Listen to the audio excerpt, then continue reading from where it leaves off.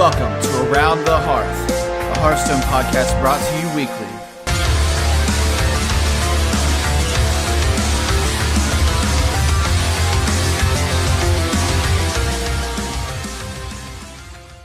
Welcome. It is Monday, March 26, 2018, and this is Around the Hearth, a Hearthstone podcast thrown together by a bunch of guys who must construct additional pylons. And we finally made it, everybody. Episode 50. We did it. 50 episodes. Congratulations. Impressive stuff. Looks like we made it. Big shout out to ZT Dubs as well, of course, who can't make it right now. He'll be joining us later on in the stream and the chat to say hello and stick around. As always, we like to begin the top of the show by giving special shout-outs to our Patreons and Twitch subs. Patrons being Louise and Beardyman. Thank you for your continued support, as always. And if you're a Twitch sub and you're watching right now, go ahead and drop that Around the Hearth emote in the channel so we can see you guys and say hello. So joining me with this week, as always, is the dad of dads, Evil Squirrel. Hey, what's going on? Double Dad Legend. Woo! Double Dad Legend. And also, he may or may not be a Slytherin. It's Robobson. Hey, I resent that. I'm a Ravenclaw. and our special guest with us, all the way from Pennsylvania, is TheCheat. What's up, everybody? Good to be on. So TheCheat will be joining us for a special segment later in the show to talk about Arena, so you definitely want to stay tuned for that. But let's lead off, as we always do, where we all talk about our week in Hearthstone. And so we're going to lead off this week with TheCheat. Cheat, how was your week in Hearthstone? Awesome to be on, guys. Yeah, it was a really good week. I've been working really hard on trying to have another strong month for leaderboards in March. So this week I had a stretch where I went 12, 11, 12 on 3 consecutive runs, finishing with a 12-0 warrior, which was my third ever 12-0. All I can say is the temporary cards that are in right now, like Blazing Longsword, are just bonkers. So if you like to play Arena, play them while they last, because they're going to be gone real soon. Really good week. Very cool. Yeah, I think I finished my leaderboard run for March around about a 7.6 average, so I think this will be my highest leaderboard yet, probably top 50, top 75 or so. Very, very, very That nice. is sweet. So, and Dan, you've also gotten, TheCheat, you've also gotten leaderboard, 3 or 4 now consecutive times? So I had it my first time ever making it was January. I made it in 147th place out of 150, but I made it. And then in February I made it on both the standard and the Wildfest board.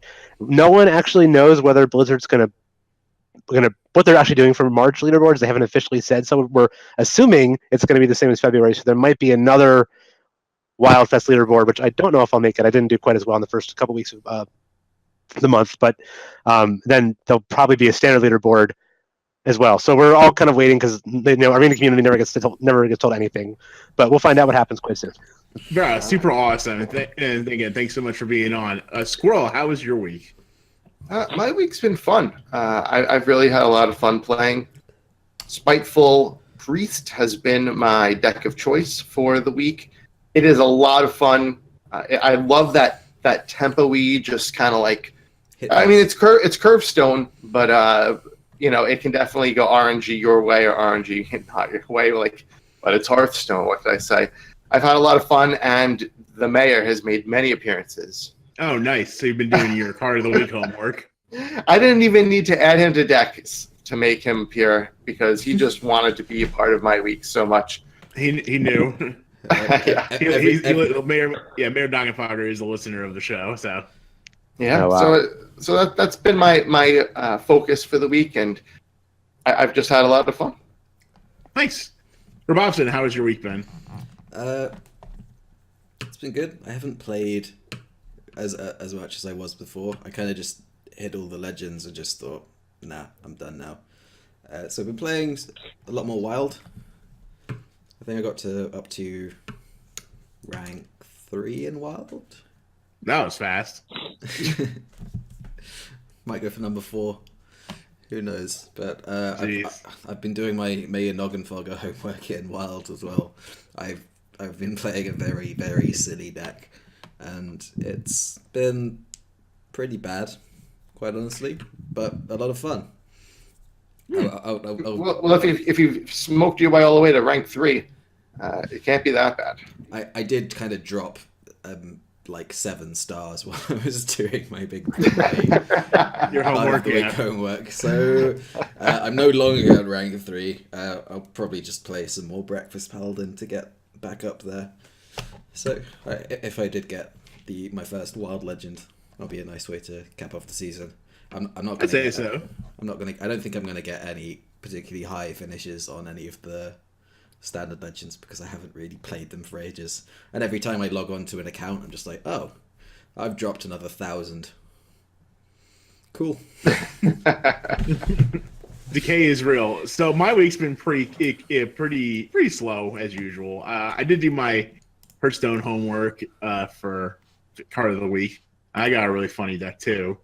Wild deck, warrior deck with Mayor Noggenfogger, which I'll briefly touch on later because I've actually been helping a couple friends of mine get back into the game. So it's been a bit challenging because they kind of want to they want to put their foot in, but they don't know how far they want to put it in, and you can't. I never ever force anyone to buy cards if they don't want to. I do suggest that they do some if they at least want to have something competitive, like something good. You know what I mean? Just buy the welcome bundle. Yeah, I said at least buy it for $5. That's not like too big an investment. So it's been mostly.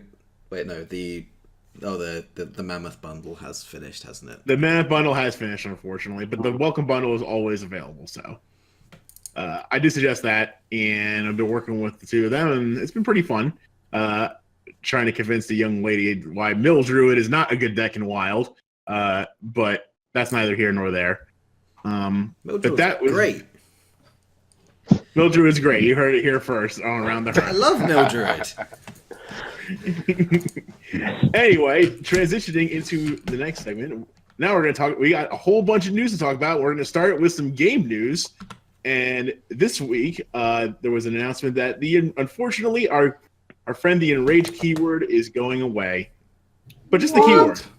But don't worry, it's just the keyword. So Peter Whalen said in a developer post on the official Hearthstone blog that cards with the Enraged keyword will now have the text stating the ability with the cards receives quote unquote wild damage.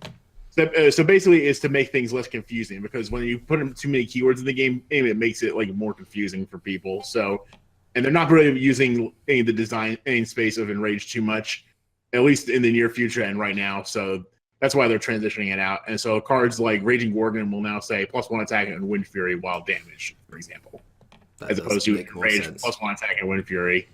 Because then it's like a keyword and you have to explain what it is, that kind of thing.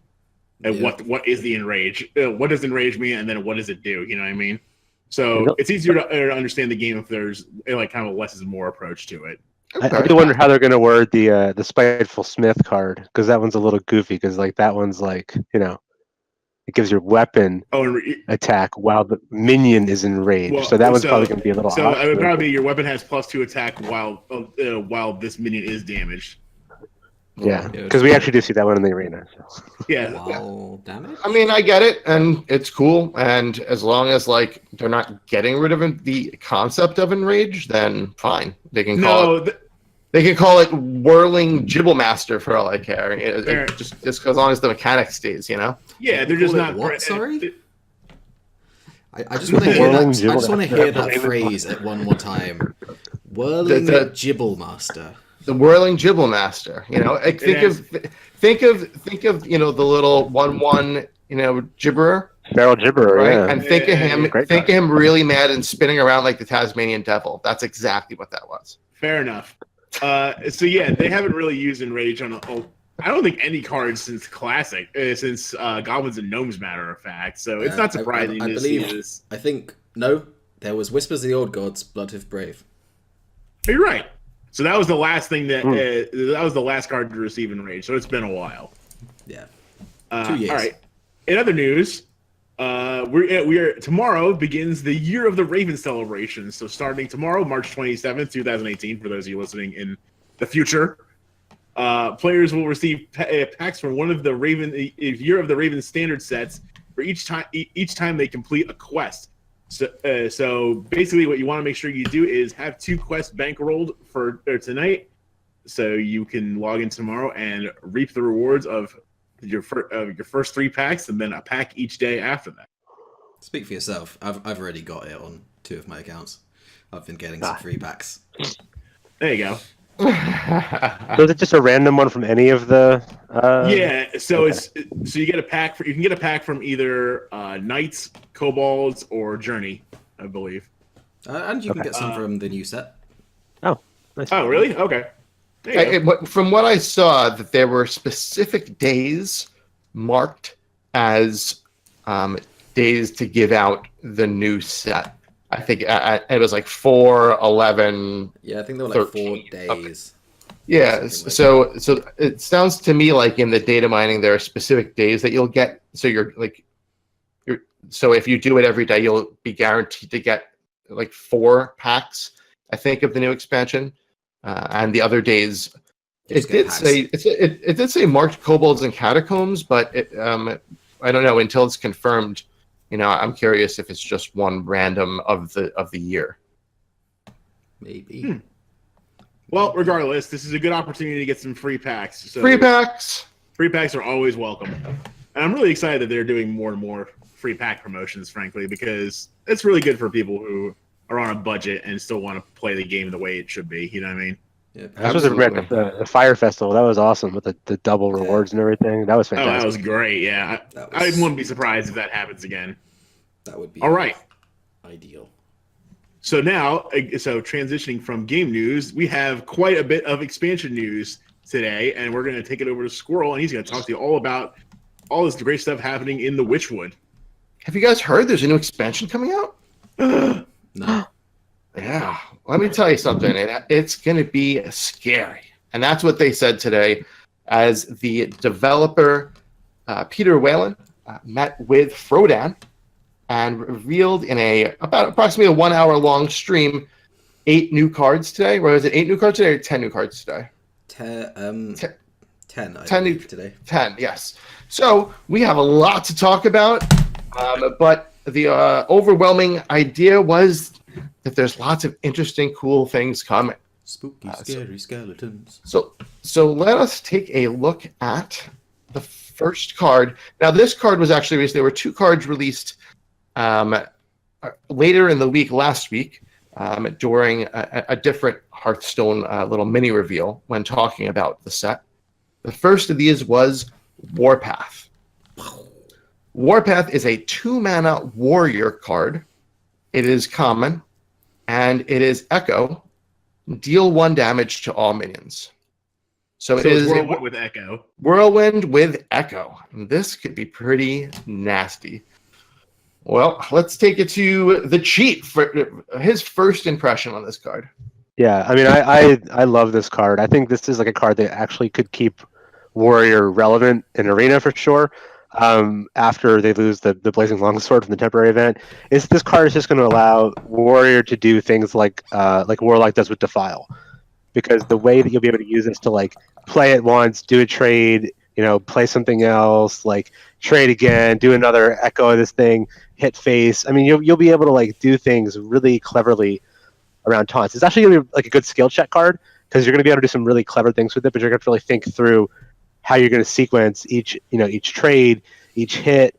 But I really think this is like an awesome card that will certainly make Warrior very interesting. And the combo potential and constructed with anything that has take damage and do something is just crazy. So, and even then, like it also can just be like an expensive volcanic potion when you need it to be, right? So it's really cool. I think this is a really neat card. I'm looking forward to a lot of the Echo cards. This one in particular got my interest. Sure, no, I agree. Now it's interesting that you kind of threw something in my mind. I actually didn't think of that because I was so busy comparing it to Defile that I didn't even realize the extra component that makes this even better than Defile in a way is that you're allowed to do it at first.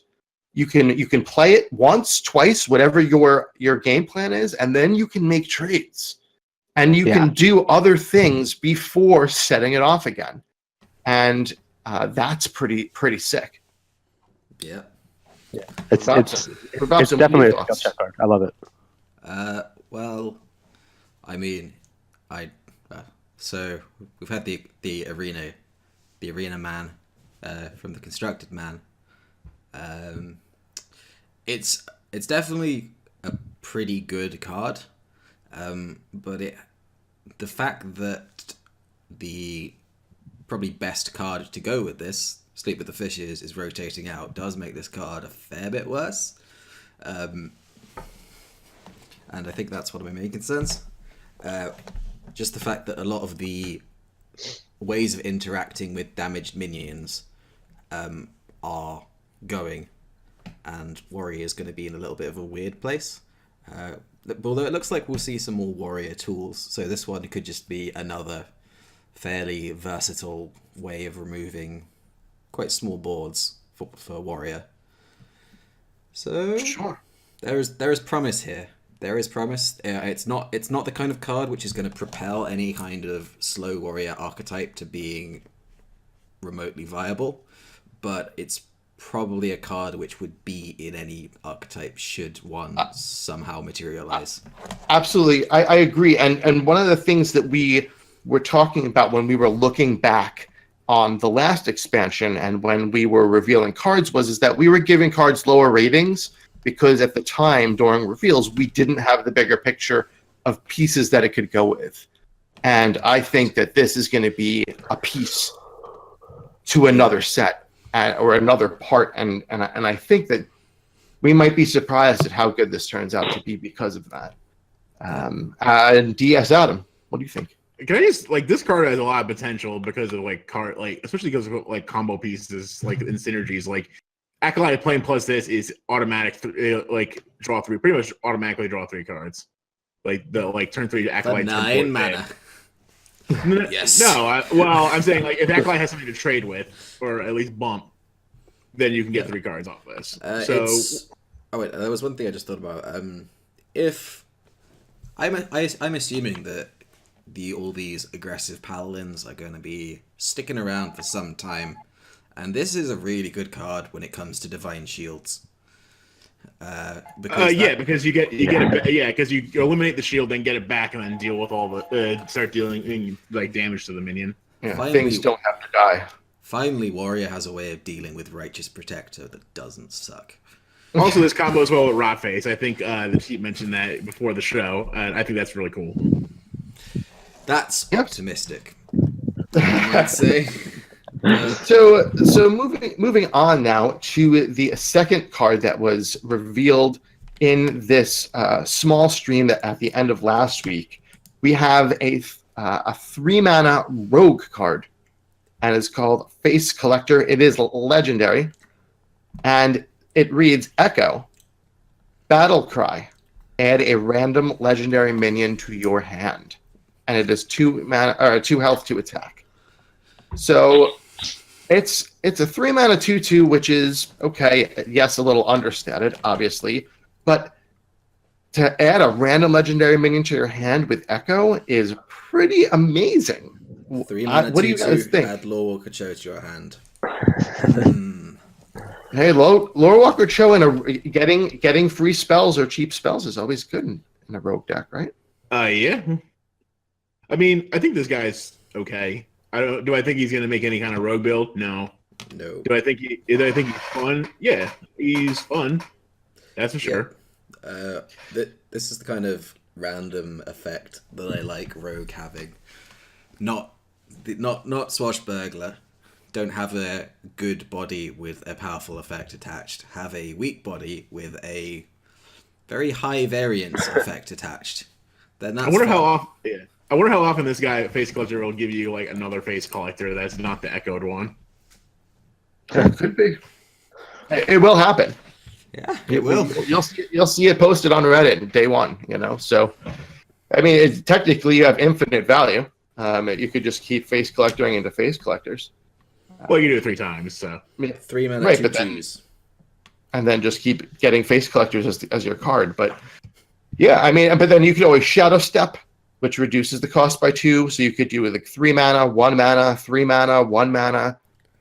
So there's definitely ways to manipulate it. So you could really see a lot of value out of this. I wonder if they're trying to push for a slower type of rogue.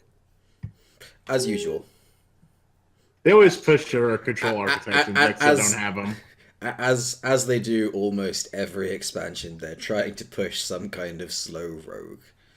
And we all know it's just going to be another tempo rogue build. Yeah. It's gonna be a Nubarak again. Yep, so it's just going to be a Nubarak. I missed that card. I won't say this is definitely an interesting card. I think the whole echo mechanic is like really fascinating for Arena, right? Because like for Arena, you have this thing where like you run out of cards a lot, and all of a sudden now I can have this card, and if I get in the early game, fine, I'll play it if I have to. I mean, it's obviously not a good curve minion, but this is like you play it later, it's like oh hey, here's 3 free legendaries and 3, and even then like here's like 6/6 of stats on the board. I mean, so to me, I think the echo mechanic is going to be very defining for what happens in Arena for the next 3 months. I'll be surprised. Just even seeing, I think the lower powered echo cards we've seen so far, they're going to be very impactful. And this one, the stats aren't what you want in a 3-drop, but the effect is, it's pretty crazy. I mean, so it'll be an interesting card. I'm looking forward to playing with this one for sure. I mean, Arena's quite slow at the moment, isn't it? You'd probably be quite happy with this guy. Right. Yeah, I mean, we'll have to see where the meta goes, but I mean, unless they start printing a lot of 2 and 3 drops, well, we did see a 3-drop today, but we see like a lot of like 1 and 2 drops. It's probably going to still be a slow meta. I mean, the last 3 expansions were all relatively slow. So, this is a card that would see play. You're not gonna shy away from taking it if it's offered against other mediocre legendaries. Yeah, you'll probably be quite happy with this one in Arena, and it's gonna be, just there'll be some experimentation with silly rogue things in Constructed, but don't expect this card to really be setting the world on fire. Yeah. Yeah. All right. Well, that's so we will see. I'm looking forward to playing around with that card for sure, and definitely a golden version of it. Anyway. Is this like the first legendary that doesn't really have like a name? I mean, obviously they did point that out on Hearthstone Top Decks in the conversation in the comments about the card. It's like first legendary with generic name. Yeah. Interesting. So the next card we have was the first card revealed today in the kickoff of the Year of the Raven stream, and that card is a Hunter card. It's 4 mana, 3/6 in stats. It's Hound Master Sha, and it says your other minions have Rush. It is a legendary card. Sorry, that was all scrambled up there. Sorry about that. But the point is, it gives all your other minions, not just beasts, but all your other minions Rush. Yeah. Let's go to Robobson. What do you think about that? I think this card's really good. We're gonna see some different aggressive archetypes come out of the woodwork once the rotation happens, because every aggro deck that exists right now is taking a huge hit. And the general go-to for people when there's a new meta is let's play Hunter. So this is probably going to be like one of the big cards right when the expansion hits for sure. We'll probably see like some kind of secret-ish based, but also beast-based mid-range Hunter. And the reason for the secrets is probably going to be the fact that you can go this guy on 4, Spellstone on 5, wipe out your opponent's board, because a 4 mana 3/6 is really hard to kill on turn 3, turn 4. Yeah, I agree with you. I really like this card because we're not going to see anything like everything has charge. Okay, it's just too ridiculous, and they would never print that anymore, or even think about it. So to give all your minions Rush, I think is amazing, because especially in the Hunter class, you're so board dependent, and if you lose board, for the most part, you're out of there. You're out of there. So to have you be able to make all of your value trades immediately and control the trading is just really a huge mechanic, and adds another level of thought and game strategy around it. And I really like this. Adam, thoughts? I think that I find irony in the fact that this guy's a Hound Master, but his best synergy is with Alley Cat. I just want to point that out. No, I think that, like at the beginning of expansion, like hunters are really decks are really good because people want to mess around and like hunters don't. So they just want to get ranks. Yeah, so they're gonna farm the people memeing for sure. Yeah, so this will get you there. Like this guy could actually, in theory, because of the exit of Barnes and Yashraj, maybe make his way into Spell Hunter because you're definitely going to be playing Spellstones. You're definitely going to be playing like token generation spells. So at least it allows your beast to attack. You know. Yeah, but Barnes and Yashraj is the reason you play Spell Hunter. I don't think you're gonna. Well, I think. Well, honestly, if you want my honest opinion. Like more than likely, Barnes and Yashraj get replaced by 2 Bittertide Hydras. Yeah, no, but you still need other minions, like in the early game, because you just make them with like Wandering Monster and stuff. Yeah, you just play like you've still got Crackling Razormaw. Yeah, well, I'm saying like that in a spell based hunter deck. You know what I mean? Yeah, like this guy could be in there. Is what I'm saying. Minions are better at going face. Yeah. I think his card's good. If he had any less than 6 health, he would be not good. So yeah, but no, I think he'll live. So also one of my favorite bosses from the Scarlet Halls back in the day in WoW. Just yes, out there. Release the hounds, I believe is how it goes. So the cheat. Again. What do you think this is going to do in Arena? Yeah, no, this is like a superb arena card. I mean, first off, the stats are great. Like, so right now, like Kobold Monk is like the 3/6 that people like to play a lot in the arena, and it's just a solid card, right? Like you were never upset to have that card in your deck, and this is like a Kobold Monk that does something really, really impressive. The other thing in arena, a lot of times, you're going to take like your basilisks and your snails and stuff like that, right? So what does this card do on turn like 6 or 7? You play this thing, you play this snail to run into their Etten or Fog Creeper or whatever, and then all your other minions go face, right? Yeah. So this is like a huge swing card. I mean, it's so I think this will be like an auto pick legendary. In arena for sure. This guy does me. Yeah, you raise a good point. This guy does make poisonous minions that much better. Yeah, like I wouldn't be shocked if people would like find ways to play snails or something like that. You know. In constructed with this thing, because that's what if you have a board, you play this thing, you kill their taunt, you win. I mean, you throw like 10 damage face and then hero power a couple turns and the game's over, right? So I think it's like probably the best hunter legendary we've seen printed in a while. Yeah. So this is like such a nice power creep on Tundra Rhino, so I love it. I'm excited to play it. Cool. The other good thing about this is just before we move on to the next one, does not specify beasts, so you're not locked into playing beasts. Yeah, this guy. So much flexibility. It's huge. If it was only beasts, it would almost be unplayable. Yeah. It would be a slightly better statted Tundra Rhino at that point. Yeah. Okay, so moving on, we move on to a controversy.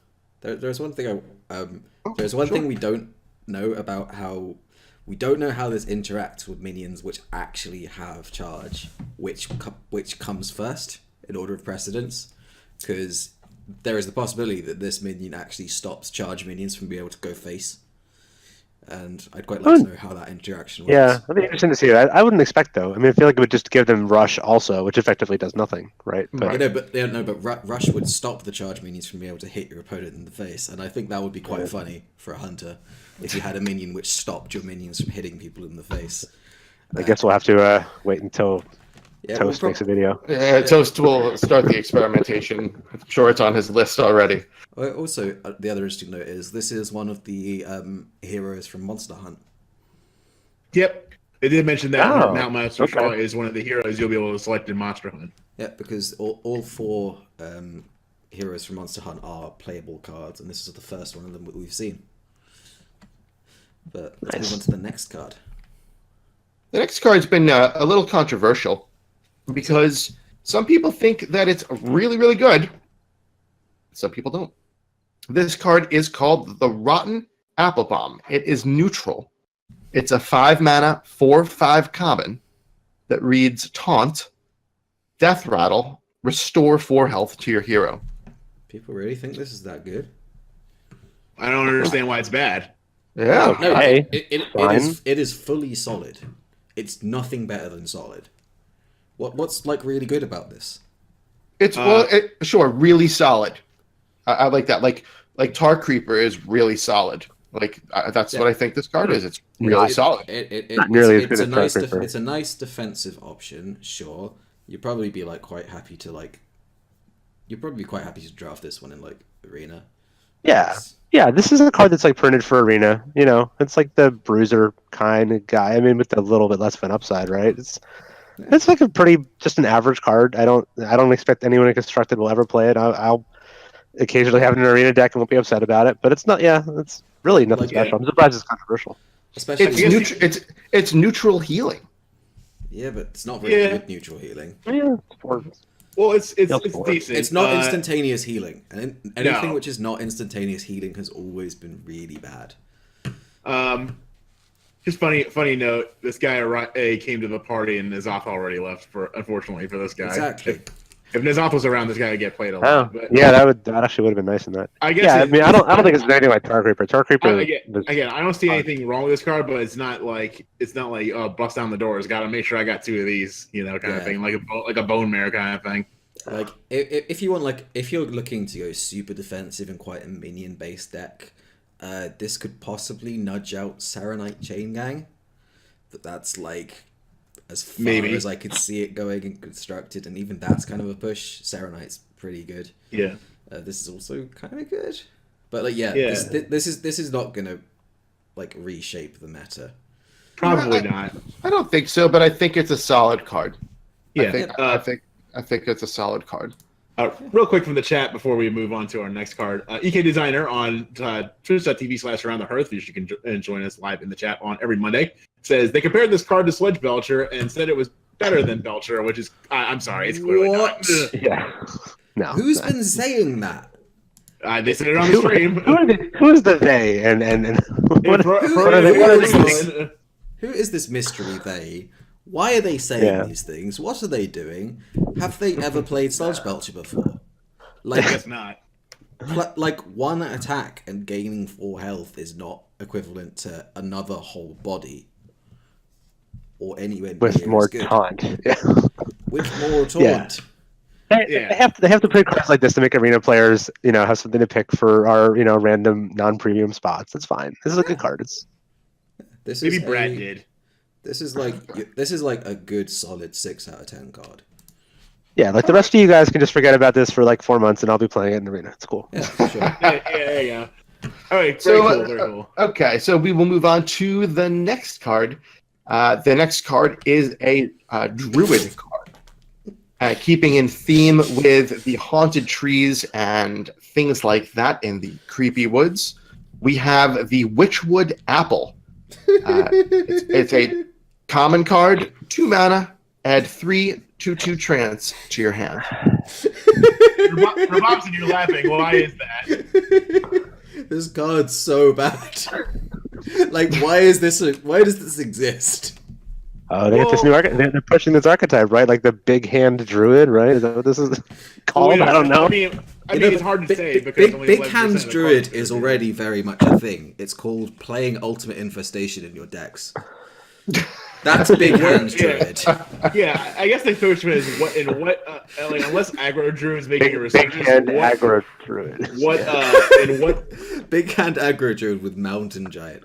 Do you know what really kind of seals the deal for this card? The 2/2 treants are all 2 mana costed.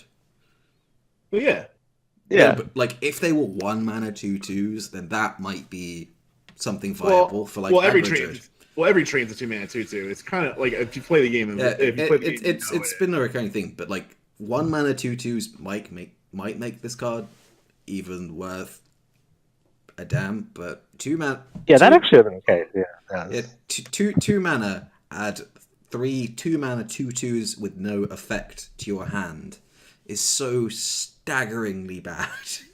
Well, again, unless this is even in aggro druid, I don't know why you use this, but I mean, Oh yeah, like there's value. why do you want to based. spend 2 mana on this if you're playing an yeah, aggressive I'd rather deck? just play a guy. How about Yeah, like for the play a most part? 2/3 instead, and then you're so much better off than doing this.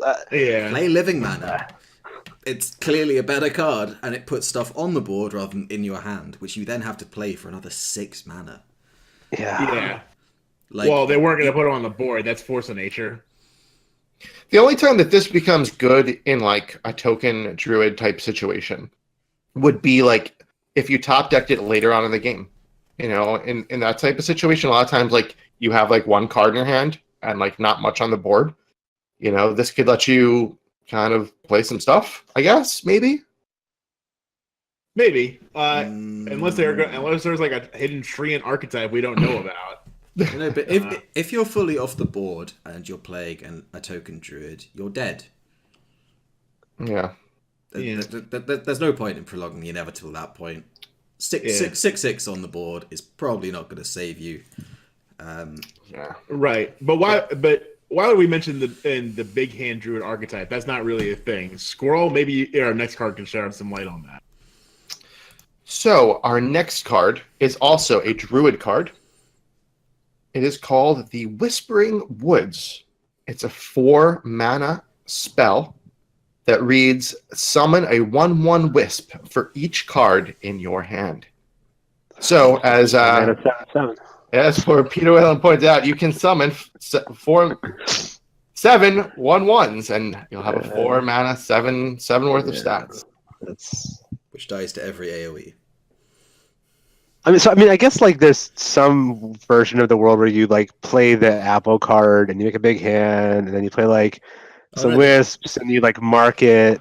But it just seems so convoluted versus just like playing good actual minions and buffing those things instead of all this elaborate whatever. The main problem with Whispering Woods and from the whatever the last card was called, I've already forgotten. It was so bad. Is they are like the cheat says, they're a lot of effort to go to for very little actual reward. They're like on like the unfair, like they're on like the expensive side of fairly costed, and fairly costed is perhaps being even too generous for what these cards do. But there was the card that came out in Whispers of the Old Gods. Wisps of the Old Gods, and no one thought it was any good, but Jackie Chan built some awesome stuff out of that.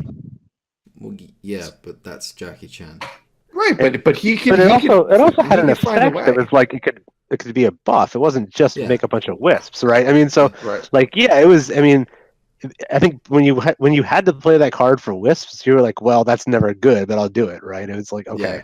It was like you weren't playing that card like with the goal of like I want 7 wisps on my board. It was like I want to buff everything by 2. Right. But it's 2 plus 2 plus 2, right? Yeah. So I mean, this card has no upside like that. It's literally just the only thing good is you can get a wide board a turn earlier, but then you're gonna die because you haven't played anything, and the other guy has lots of stuff in the board. Or you have lots of 2/2 treants in your hand, and you're like, great, now what do I do? yeah. So you can like play. You can put a bunch of treants in your hand, and then summon a bunch of wisps, and then the wisps die because they're wisps, and then you can play the treants, and then the treants die because they're 2 health minions, and then you just sad. And then you die, and then the game's over. It's great. Yeah. I mean, too bad Mark of the Lotus is leaving. This would be bananas if it wasn't. Yeah. I mean, you got Power of the Wild, but it's. This one is better than the previous card, but purely because it puts stuff on the board. Like we've seen it with hand buffs before. We've seen it so many times that stuff in hand is bad. Stuff on board is good.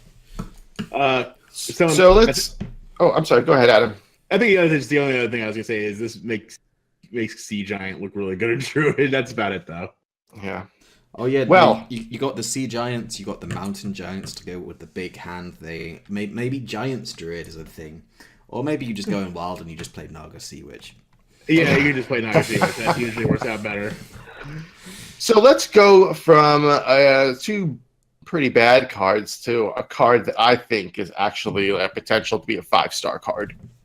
And this card is a Paladin card. It is a spell for 2 mana. It's called Rebuke. It is common and says enemy spells cost 5 more mana next turn. So it is really. This card's really good, actually. It is the Lotheb effect for 2 mana.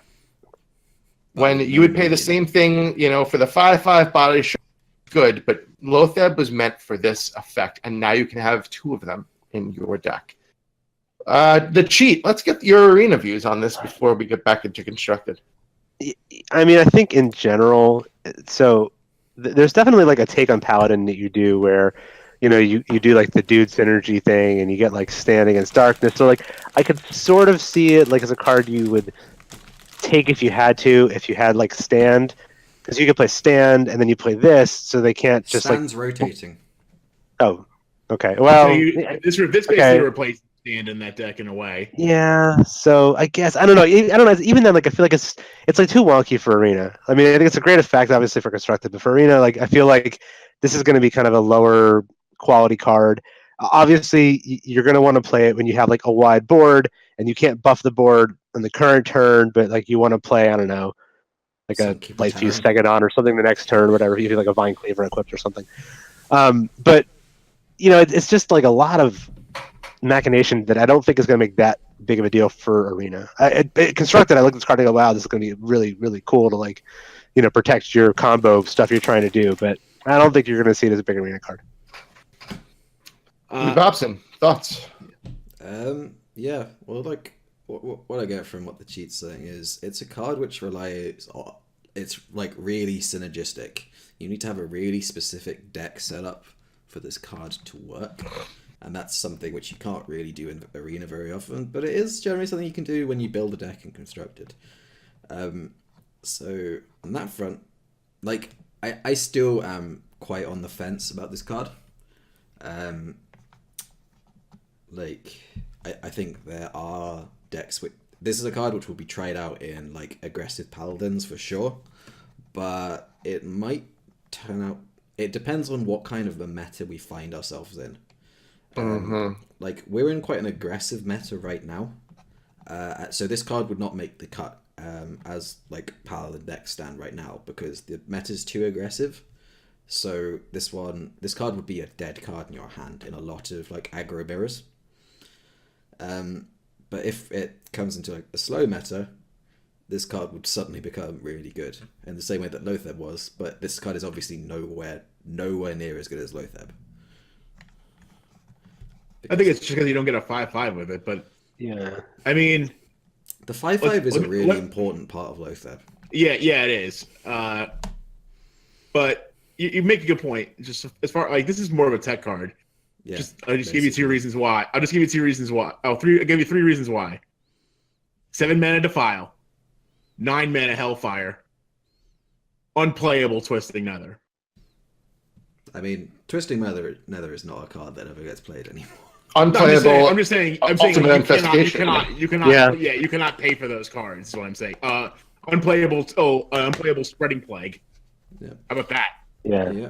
It definitely like shuts down a lot of things, right? In Paladin, sometimes you just need that one turn, right? So like you have the thing set up and you have the card in hand, you just can't play it all. This is a cool way to like let's see if we can play it next turn, right? I don't know, man. I think in arena we always say like if you put the effect on a stick, it's much more powerful, and the Lotheb stick was very powerful, right? And this is not. Yeah, I can't rebuke that argument. No pun intended. But really, the 5/5 is good because if you locked your opponent down, you had board control. Yeah, and you had a 5/5 to hit them in the face. But when you're only playing this for 2 mana, it's not going to be the only thing you play that turn. This is going to be played with other things. This has the ability to be played offensively, has the ability to be played defensively. I think that it's almost like a must one of, because like when you're building wild decks, and you're thinking about the wild meta, okay, which I agree with you, Bob. So it's definitely meta dependent, but you're almost always throwing a Lotheb in there. So.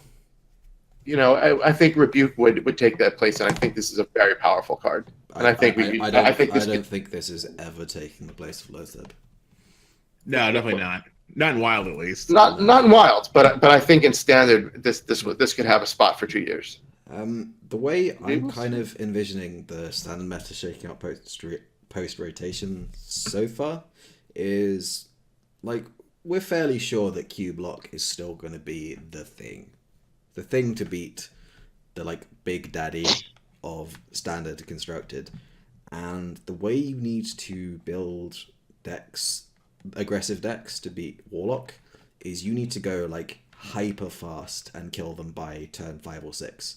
That's the main way you win, and this card is too slow for that kind of strategy. So Right, but like I think this card, I think this card in a non-Warlock meta would be really good, but right now, when Q block's going to be the dominant force, this card will probably be too slow. Okay. Well, we will see. That is my in-depth prediction. So when the inevitable Q block nerf happens, like halfway after this expansion, then this card will probably be the nuts. Yeah, like old tuna in chat's talking about how, you know, you can use like call to arms with Rebuke, you know, and then you have like tear 'em or whatever. Like there's definitely things you're gonna do that are gonna be pretty cool, where you'll use this to like set up a combo. So I think you'll see it. I agree that like it's probably not going to be like in every deck, but I think it'll be a cool tech card, and I think it'll have its place. Cool. Yeah. Next All card. right. Well, moving on. We have a priest card called a Vivid Nightmare. It is a 3-mana spell, Yeah. and it's epic, and says, choose a friendly minion and summon a copy of it with 1 health remaining. So, for further clarifications, they did say that it will not be a 1 health minion, but if you have a minion with damage on it, or even just a regular minion that's like have a its 2 regular. Oh, yeah. right. So you will be able to heal it to get it back to higher health. Oh. I mean, I know I can say. I mean, Cleric likes this little card a lot, but I'm just not sure where you put this thing. Easy. With Lyra. Whoops. Where you put this card is in combo decks. Ah, yeah, good point. This You can is do, like, 100% a combo card. Like I could definitely see this one being kind of a thing. Well, so it remains to be seen whether.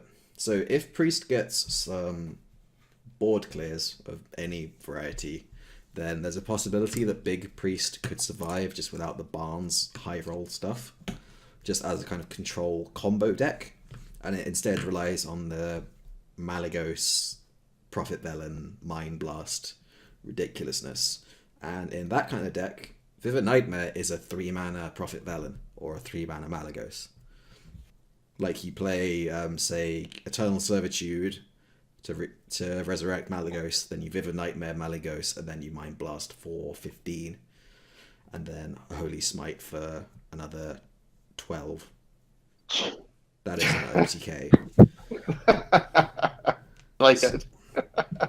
And that will be even more powerful in Wild when you have things like Resurrect to add to the list. Because if you go like Resurrect, Eternal Servitude, or like Resurrect, Eternal Servitude, Vivid Nightmare, Mind Blast, you can get to like 40 plus damage in a single turn. So I think that's where this card goes. Our regular patron, Beardy Man, I know has been trying out a similar thing in what he's been playing recently. So I can see him being a big fan of this card in particular. It's not really a card which does... Like, it's a card with a lot of combo potential, but it's also a card which is really, really bad the rest of the time. Like, it's one you might be okay with, say, getting off Lyra to just make another Lyra and really... Or make another Radiant Elemental and really going on that. Yeah. This is a card with a heap of potential. Yeah, I thought about Lyra the second I saw this card. I was like, oh yeah, you know, you play this on Lyra, then you do some other stuff. If you're already on board already, it's like that's a crazy combo. Yeah, I don't think it's much of an arena card. I mean, obviously, it requires like the right synergy type situation. If you have a deck with some good death rattle type stuff, you might take this. You know, you want to just like combo it off like an extra Bone Drake or something like that. But you know, it's not gonna. I don't think it's gonna be a card you're gonna be dying to take in an arena, because you have to have like the right other cards to make it work. But I mean, I constructed, man. I love playing priest when I do play constructed, and I will be playing with this card. This guy. Okay. This guy. So we need to pick up the pace here and move it along, because we do have some more great content to bring you. So our next card is our favorite class, Warlock. Woo! Hooray! Let's craft it golden. I don't even know what it does. Okay, here we go. It is our legendary card. 6 mana, 3/7 body. Minions in your hand have Echo. Yeah. Holy moly, I love it. What do you guys think? This card is hella fun. Yeah. It's pretty combo-rific. We had some not sure- ideas. We had some ideas for what this guy. I'm not sure what the combo What's the other- exactly Yeah. is yet, but there's a lot of stuff you can do, especially if you go into Wild and you start talking about Emperor Thorsan. Yeah, I was gonna say in Wild, I think the combo is obviously Weasel Tunneler in Wild, right? A lot of people in Twitch chat when this were around were going pretty nuts for the Gnome Ferrati possibilities.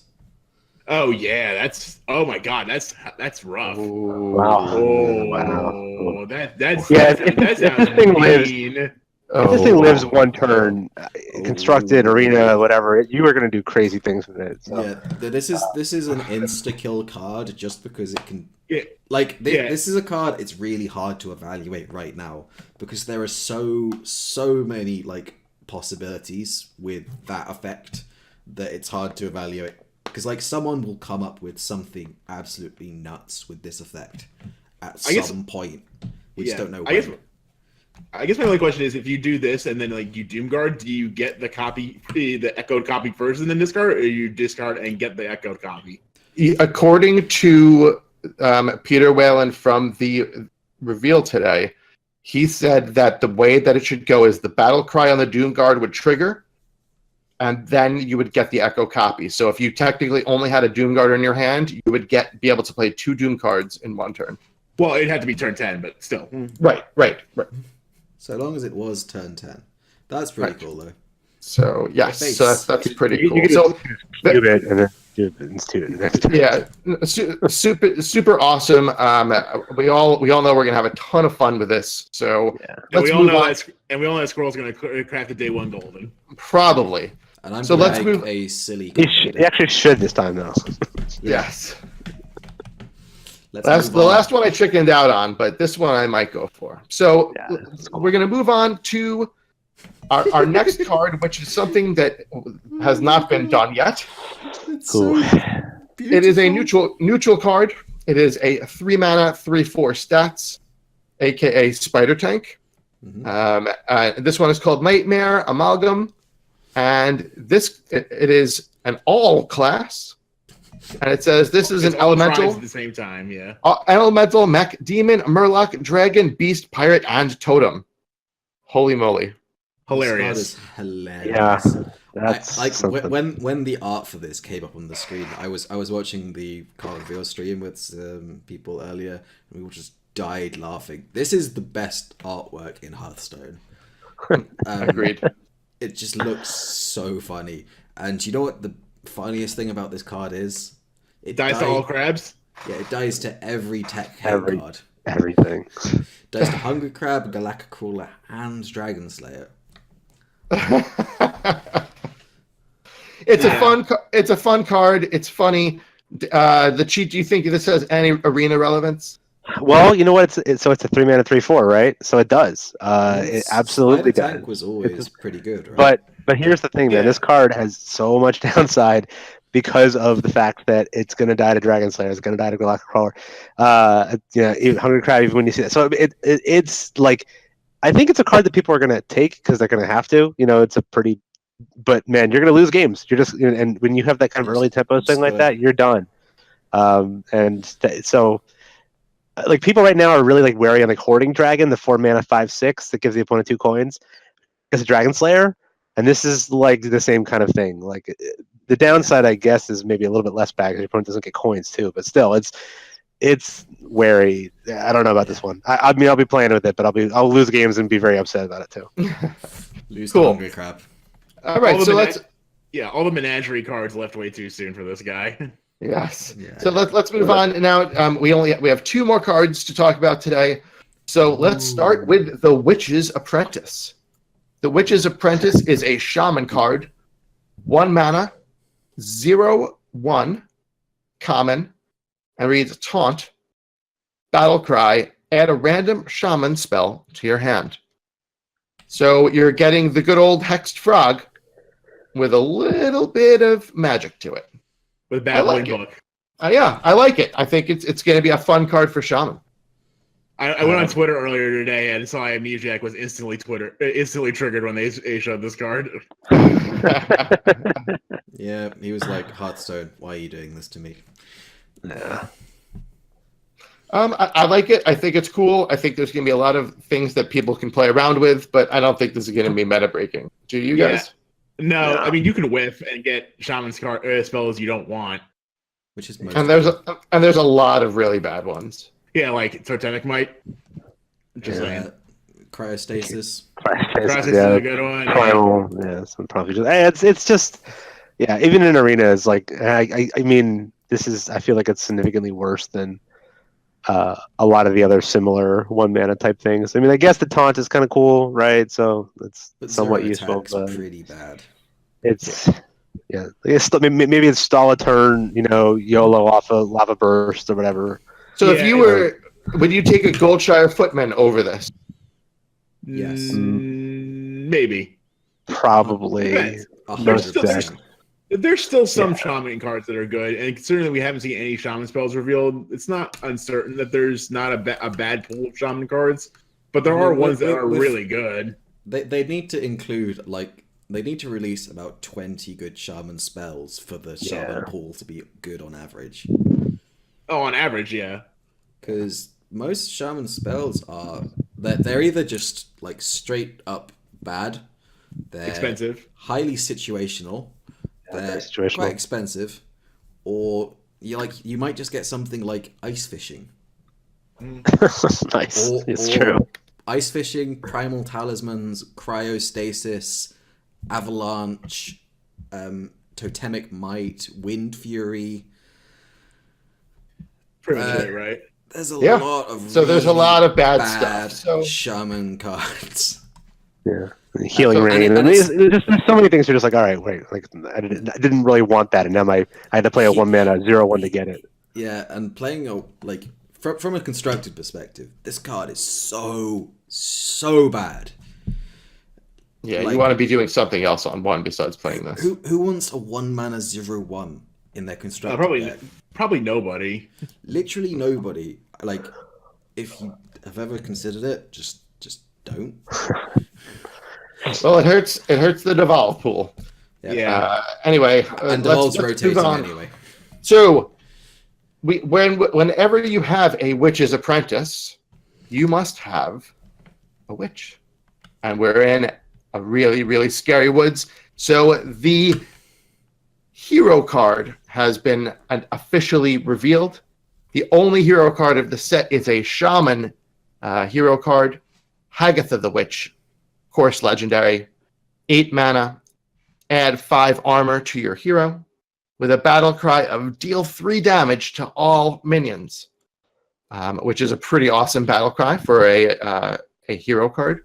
And then the hero power switches to Bewitch. It's a passive hero power, which means it's always active. And after you play a minion, add a random shaman spell to your hand. So the same effect as our friendly frog that we just spoke about, but now you're getting it with Hagatha. Is it still as terrible?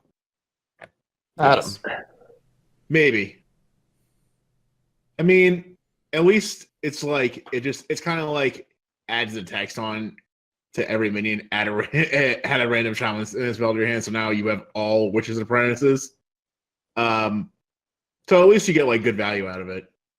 But again, we're dipping into the shaman spell pool, and there are random things that we will either not be able to play or just don't help you at that moment.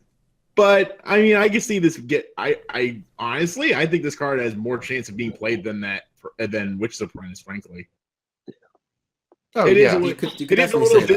that. My only gripe is that they made it sound super broken in that release that teaser video, and yeah, this is not broken actually at all. So here's what I'll say about it from that is that we don't know, because as we're saying, like the shaman spell pool is pretty crummy. We don't know what they're getting. So Nope. you don't know, like for example, like they could be getting something like an ultimate infestation, like a totally broken spell that you just have a chance every time you play a minion of getting one, you know? So, and with the rotation, you're going to have at the time of release the smallest card pool set since last year. Yep. So- Which is actually a really bad thing for the average spell pool, because all Shaman's really good spells are in fact rotating out. Yeah, Jade Lightning's gone. Jade Lightning's what gone else? and Devolve's gone, and those two are absolutely huge for Shaman. Evolve was gone too, I think. Evolve is gone. You've got things like the basic and classic set, which is again things like Totemic Might. You've got I think the most you could hope right now is something like Unstable Evolution. Rockbiter Weapons, like moderate. Yeah, I think I was almost died of laughter when I saw this card. It's so. Well, I think my only thing was they kind of overhyped it a bunch. The hype was, now that we've seen the card, absolutely ridiculous. But I think this card is just really, really bad. So was Shadow Reaper Anduin. No, I changed my mind about that very quickly. I'm sorry. Go ahead, Rebobson. Yeah. The thing about the Shaman spell pool is, like, obviously looking at this hero, it's a value generator. It's got a battle cry, which is like a form of AoE. So this is kind of what you want to put in, like, your quite slow, control-y Shaman as a kind of value generator. But we think about Shaman spells, they don't generate value. They're all AoE or some kind of card draw. They don't have anything which puts things on the board. Which is just Feral Spirit, really. Yep, there's Feral Spirit and there's sort of the Spellstone, if you manage to pull that one off. But there's like you could play minions for a long time and you would get nothing except AoE and a little bit of card draw. And what's that really going to accomplish? Like what Shaman needs is something like Free from Amber, something which puts minions in play, impacts the board, rather than just killing your opponent's stuff. Yeah, so that's the best case scenario. Like, as the spell pool stands right now, is just killing your opponent's stuff repeatedly. And if you keep doing that, they're still going to win. Yeah. Well, we will definitely see. Real quick, super quick. The cheat. Is this a good arena card or no? Well, I guess I'd be curious if it actually is in the arena at all, right? So the DKs are not in the arena other than via discovery. So my assumption, I don't think we've seen any confirmation on this yet, is that Agatha will not be an arena card. To be honest, even if it was, I don't think it's like a hugely crazy, like, Jaina type situation where it would just, destroy opponents. I think I think it's like, I mean, look, an arena, anything that generates like extra value, especially because you are going to play a lot of minions in the arena, is good, right? And like a 3 damage AoE can be game saving, so it's probably like a good DK, like maybe like Malfurion level, I guess. But it's my guess is that it will not be in the arena unless they decide for some reason that this card should be in, while the other, DKs or hero cards were not. So it's I think a really important thing to note with this one is also the fact that you say you're playing minions. What I missed when I first saw this card. This does deal damage to your own minions as well. Yeah, it's Hellfire. Yep. Well, not Hellfire. It isn't Hellfire the opponent or you. So yeah, but it's probably like Volcano in most situations, right? It's more or less like play Volcano and a card. Do you want to kill your own stuff? That is the question. Do you have stuff to kill?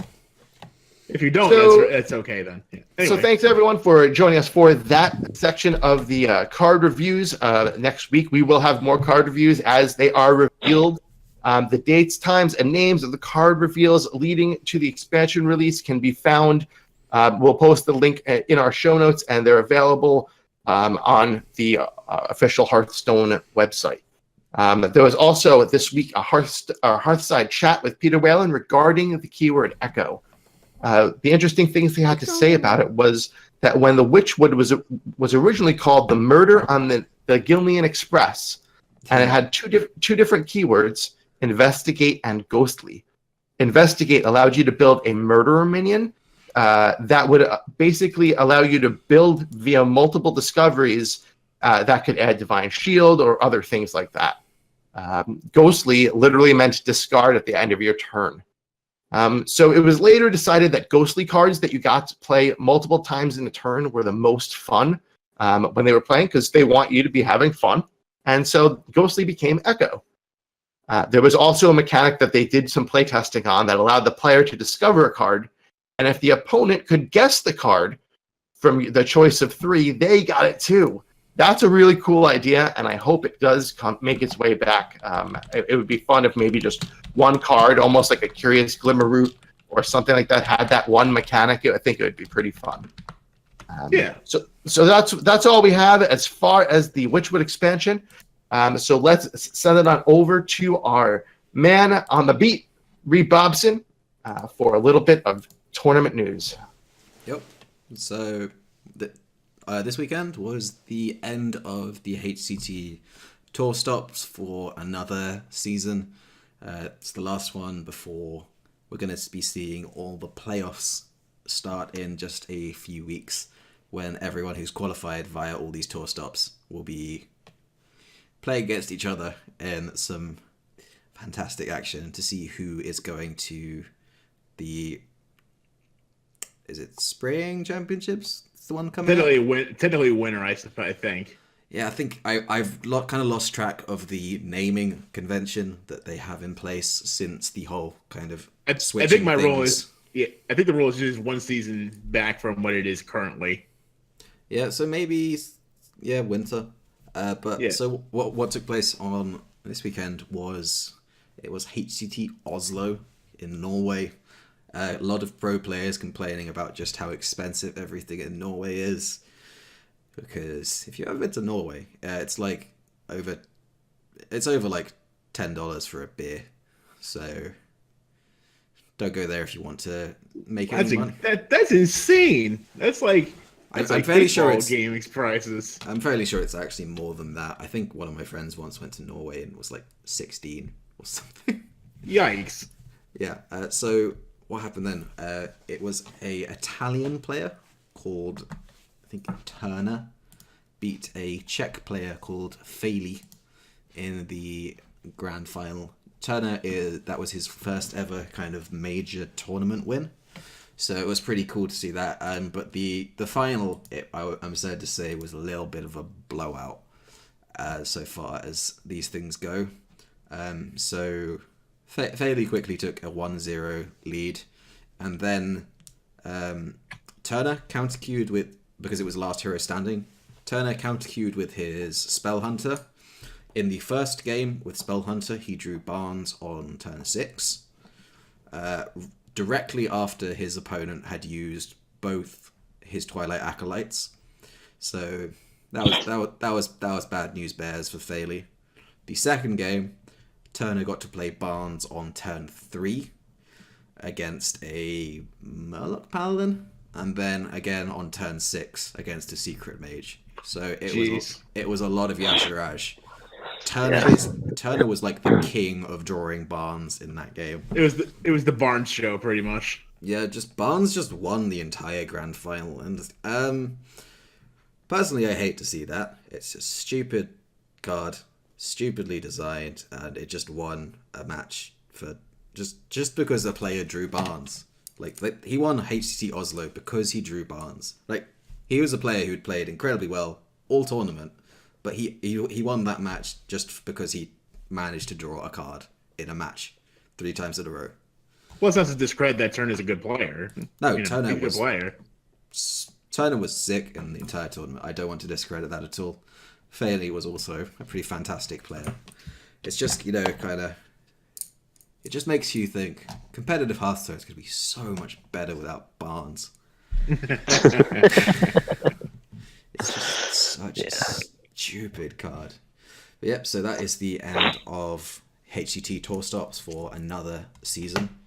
And I think Challenger finals took place over the weekend as well. Quite a few people I knew playing there. And of course, we'll be soon seeing our good friend of the show, Edelweiss, compete in the Copa America in the next few weeks. But there was one more tournament which took place over the weekend. It was the Around the Hearth Dungeon Race. What up? It was. Yeah, we did it. Yeah, it happened. It was a whole heap of fun. We all had a great time. It was a really, really amazing event. Yep. Massive shout out to everyone who decided to come along and just play some Dungeon Run. We had a few little hiccups, but we had no major organizational disasters. So that was fantastic. Yeah. And so, interestingly enough, I did just mention our friend of the show, Edelweiss.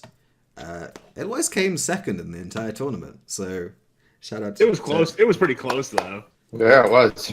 And the amusing part of all that, Edelweiss making it to the top 4, the round where all prizes were allocated. Of course, the event was sponsored by toywiz.com, and who provided all the first, second, and third prizes, some toywiz.com gift cards. And if anyone wants to check out toywiz.com, I believe we still have a discount code active. So people can go to toywiz.com, buy some cool stuff, and use discount code Around the Hearth for a 10% discount. But back to what happened in the event. Like I was saying, Edelweiss provided the 4th place prize. So we were all kind of secretly rooting for her to finish 4th, just so she could win her own custom-made prize. But she turned out to be too good for that. She managed to come in 2nd place. And other players... We had Hockey Boys 3, a friend of mine who decided to enter. He took 1st place in the most dramatic style possible. We were streaming the top 8 and the top 4 by just randomly flicking through people's dungeon runs, and we landed on Hockey Boy's final boss against, what was it? Was he against Vustraz? I think that's what it was. And he managed to get the draw a card and fill your hand with copies of it thing from one of the treasure chests from Vustraz, and got Mal'Ganis. Oh, yeah. Oh, wow. Nice. He had 7 Mal'Ganis in his hand at one point, and he also had the if your minions cost 5 or more, it costs 5.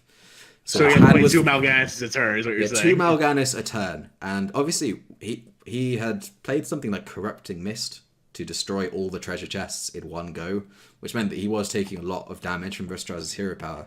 And Mal'Ganis, when you're immune, that's really good. Yeah, that'll do it.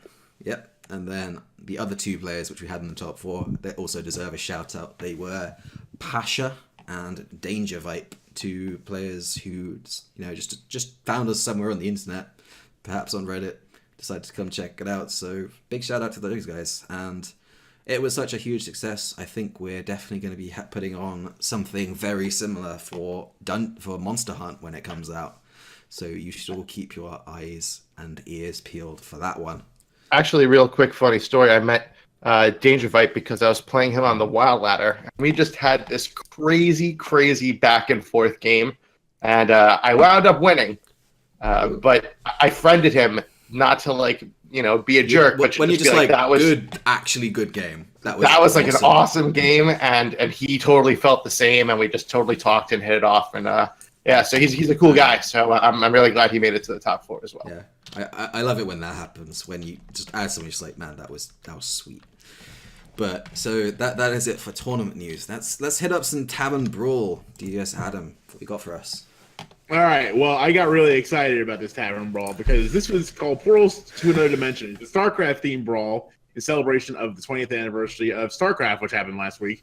So in the brawl, players choose a class and begin with the 10-card shell. And on their first turn, they discover either tech portals, swarm portals, or mind portals, each which represent one of the races of StarCraft, that being Terran, Zerg, and Protoss. And add 20 of those portals to their deck.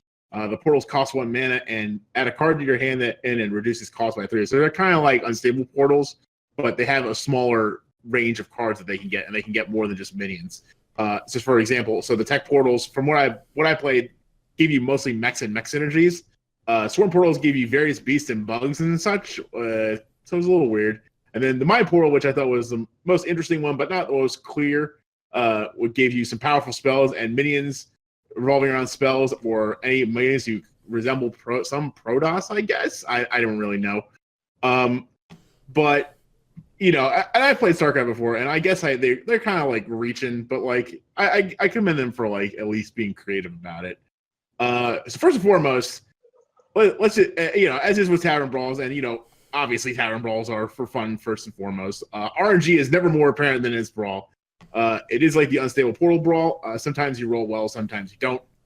I think my biggest gripe with the brawl, though, was that there was a missed opportunity in here to incorporate stuff that would actually remind you of StarCraft, whether it be like brawl only cards or a hero. You play as different heroes, that kind of thing. Because if you didn't tell me that this had something to do with StarCraft, I would have never have known. Yeah. So my rating for this is on the 5-point Adam Tavern Brawl fun scale is a missed opportunity out of 5. I really wish they could have done more. It wasn't a super duper fun brawl. Hopefully they can revisit something like this again and like do something that like definitely reminds me of StarCraft. And like, I just wanted to be reminded of StarCraft. I wanted to see like Jim Raynor or like any of the heroes from any of the main characters from StarCraft, or Banewings, probes, that kind of stuff like that. Anything that reminds me of the game. Yeah, additional pylons. Like could they just have a spell called Construct Additional Pylons? Please. You know what this reminded me of? This reminded me of like when I'm at work and I have a lot of really important things to do, and someone says, "Oh man, we need to get this done, like, because this thing is happening." And I'm like, all right, I'll just kind of like, throw it together and do it. That's what happened to this Tavern Brawl. They're like, oh man, we need to do a StarCraft brawl. Let's just take this, that other brawl and just kind of tune it a little bit. So, I mean, yeah. I agree with you. It would have been cool to see different heroes. It would have been cool to at least have some like specific to this brawl only cards. Yeah, give me some some StarCraft flavor. That you see some Zerg, that you know what I mean? Like that you actually see a pylon. You know what I mean? Just something like really real, I should say, about it. And I think I agree. I think it was a very big disappointment in terms of the StarCraft perspective of it. So I rated it. I agree with you as a missed opportunity out of 5. Yeah, I agree with that rating. Totally. Like this, it felt super rushed. Like I actually tweeted about this, just like this has absolutely nothing to do with StarCraft, and somebody actually tweeted me in response, "What? This was a StarCraft brawl?" So that is about how related to StarCraft this looked, felt, played. Well, it's kind of funny because they hyped it up. I was like, "Well, look, we're having a brawl. It's for the 20th anniversary of StarCraft." I'm like, "Oh, sweet." And yeah, no, like. I would if I didn't know beforehand, I would have known. Yeah, no, that's because someone on the StarCraft team would have gotten mad if they didn't do this. So they were just trying to be. Yeah, friendly. I suppose. I do love don't get me wrong, I still love the StarCraft universe regardless. Yeah, yes. I would not have been anywhere near as excited for this brawl if it hadn't been for the Diablo brawl last year, because that was awesome and like super flavorful, and like they obviously put so much work into the Diablo one last time. And then this one was like just so apparently nowhere near that. Like, okay, well, let's finish up bashing this brawl. TheCheat, what do you think? I don't know, guys. I played it one time. I played the Mind Portals. I got Ysera and Voidlord out of it, and I was pretty happy. So, yeah, it was a one and done for me, but a very fun one and done. I saw that it was StarCraft themed. I agree with you guys. I never played much StarCraft. I played a little bit, but it didn't feel like anything special to me. It felt like another unstable portal brawl, and it was not exciting. And I was happy to be one and done. So, actually, I'm gonna rate this brawl I like they gave us 3 packs out of 5. Oh, that's true. We did That get 3 is packs. true. That was a plus to the brawl. Yeah. So All right. that was at least So a plus. Yeah. So hit some transitioning cards. from something some RNG to some more RNG, let's talk about some card of the week with Squirrel. So, card of the week time, guys. And our card of the week was paying respect to the mean streets of Gadgetzan, as it was the last set in our retrospective. And the Mayor was our card. And I was lucky enough to never have to put him in a deck to get to play with him Lame. a lot. So you cheated on your homework. You suck. This card just came out so many times for me when I was playing Free from Amber. Spiteful, my Spiteful Priest, and it was just so much fun. The chaos that ensued was ridiculous. Like it always came out when I had lethal, and there was nothing better to do. And then the Mayor came out, and I was just swinging at things I shouldn't have been swinging at, and it was just a lot of fun. However, it was noted that when you attack if you're attacking with minions, your minions won't attack your own minions. It's not that random. It's only valid targets. Yeah. It's only valid targets, so it takes a little bit of the fun out of it that way. But it was still a lot of fun. What did you guys build and construct some stuff? Yeah. Yep. Let's hear what you got, Adam. Well, what's the one way to make a random card more random? Go in a while and throw a bunch of ogres in there. So basically, I took every single ogre I can get my hands on, including Mogark, and put him in the deck. I also put in Fool's Bane, so I could accidentally attack people in the face with Fool's Bane, and Gorehowl, which I could also accidentally attack people in the face with. But yeah, it was super random and funny, at least. Did you I'm not go saying Ice it was Howl? good. I should have. Ice Howl can go face with Mayor. I forgot. Oh my gosh. Oh, missed opportunity. Anyway, but yeah, no, I played with some friends. I played against my Mildred friend. Needless to say, this was one of the games she beat me in. But I did get pay her back, and the Mayor made things really funny. We were both having a good time. Good. That's what this card is all about. Robobson has something a little bit more tuned though. I think he posted on the Discord. You want to talk about it? Yeah. I decided that what kind of deck could Mayor Noggenfogger work in?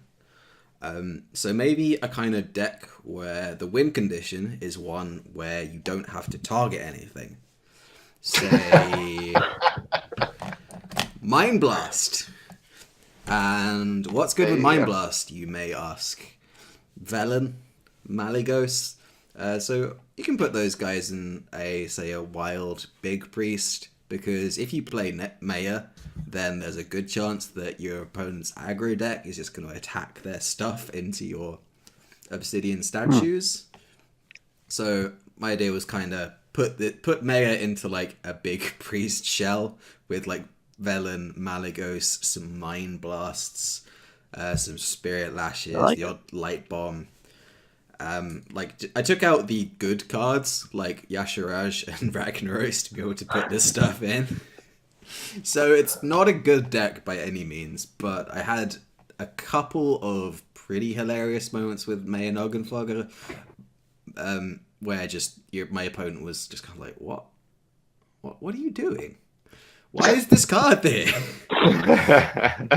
Because like I wasn't even playing this at like the rank floor. I was playing this at rank 3 in Wild.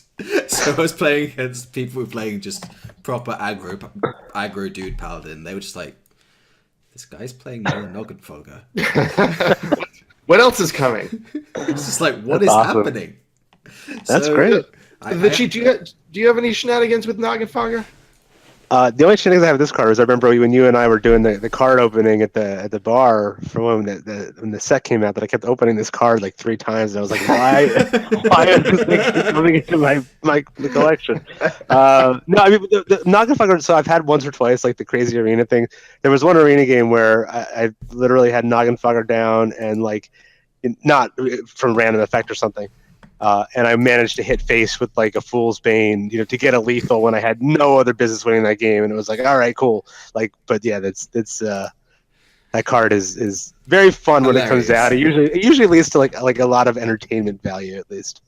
Yeah, if you guys want to play and you want to take a silly break and not try hard for a little while, make something with Mayor Noggenfogger or play something that can get Mayor Noggenfogger, because it is a lot of fun to get that card, and it's just shenanigans, and it lets Plain you and simple. Yeah, so have some fun with that. Our card of the week for next week, well, a lot of times when we have a card of the week, we like to ask the person who is our guest of the week to pick it, and he did. TheCheat, what did you pick for us? Well, I specifically picked Crackling Doom, so I want you guys to go into the arena before our brief window ends here. Take Shaman and then try and get that card, or any of the other brief Shaman cards or brief arena cards that are in only until only until Witchwood goes live. Blazing Longsword and Warrior, or Polymorph Question Mark and Mage, Bottled Madness and Wardlock. I mean, they vary from like actually amazing to like really, really bad. Really bad. Yeah, Crackling Doom is one that like It's I've insane. been it's insane, but like I've found like it's either like it's very interesting because you have to have like the right other stuff to do with it, or it's just kind of like a card that's so awkward to play. So I'd be curious if you guys want to delve into the arena a little bit, try a little Shaman. It's offered a lot, so most drafts will probably see it at least once, not always, but give it a shot and see if you can make a 0 mana destroy everything overload your next turn work. I will say, cool. Or not work and pick them all and just have like 15 of them. So I did my very first run after this card went live. I picked Shaman, and I had this card. I had Eternal Sentinel, and I had Bone Mare. So there was a turn where I played Doom, destroyed the entire Priest's huge board, played Sentinel to unlock my Overload, Bone Mared my Sentinel, and then the next turn I double Spellstoned the 7/6 Sentinel. Oh, yuck. So it can do some things, but you have to have the right sequence with it. God damn, that's disgusting. That's pretty cool. Yeah, this card is nuts. That's definitely a nice combo. The Sentinel is a nice card that is going away, right? Yes, that's going away. And so is this card. I mean, these cards are only in the arena for another 2 weeks or so until Witchwood goes live. So if you want to play with them, this one or any of the other new ones, they are mostly fun to play with. I mean, people at BlizzCon did a good job giving us something to be entertained with, I guess, for a few weeks. But go in there, give them a try, report back. For sure. Okay. I think this is a nice little segue onto, a more general chat about Arena. So, Squirrel, why don't you hit up some questions? So I'd like to introduce the man who's been sitting by our sides for this whole show so far. He is TheCheat. He is a friend of mine. He is local to the Philly area, as a lot of the people we do have on Around the Hearth. And he and I played a lot of ranked together, and one day he found the love of Arena and hasn't really come back since. So he's hit multiple leaderboards, and he's just really, really a smart guy. He's written many articles, but I wouldn't even call them like official articles, but like he just reaches out and helps so many people on subreddits and different forums on Facebook, and he doesn't reply with like a 2-word answer. Like he'll give you like really in-depth analysis. So he's really good at that. So I'd like to welcome TheCheat to our first official Arena segment of Around the Hearth. Thanks for joining us. Yeah. Can you just tell us the guinea pig? Tell us a little bit about like your card game history a little bit, and Hearthstone, and why you chose Arena over like the constructed format. Yeah, sure. Yeah, so I've been playing Hearthstone for about 2 years. Squirrel's the one who actually got me into it. I played Magic when I was younger, so it was kind of like coming back home to have another card game. But I am pretty much a free-to-play player. I have literally spent $5 in the welcome bundle is the only money I've ever spent on Hearthstone. And I've played ranked. I've hit legend to say that I did it. But I liked the idea of the format where my collection didn't matter, right? Where I'm on equal ground with everyone else, because to me that was the best way to to not be worried about the fact that I'm missing cards in my collection. And the cool thing is, of course, as I've gotten better at Arena, now I can play whatever I want in Constructed because I've got a pretty good amount of gold and dust from being a good Arena player. So that was definitely the appeal for me that brought me into the Arena. And I just, I love the idea of building decks and, really having to, put something together that's not just cookie cutter, right? That's not that's not, copied off of, whatever Hearthstone or whatever. And it's really interesting. Yeah. And hey, when I play Constructed, that's what I do. But I'm happy to go off into Arena where I don't have to do that. Yeah, sure. So one of the things that that people who don't follow Arena wouldn't know is how many different iterations we've experienced recently with Arena. Now that Arena is getting more attention from the developers, and most recently, patch 10.4 made some more changes to Arena.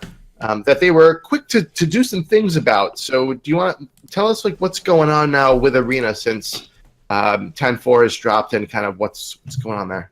Sure. Yeah. So a lot of streamers have said, and I completely agree with them, that 10.4 was actually the most impactful thing that's happened in Arena ever, more so than going from Wild to Standard.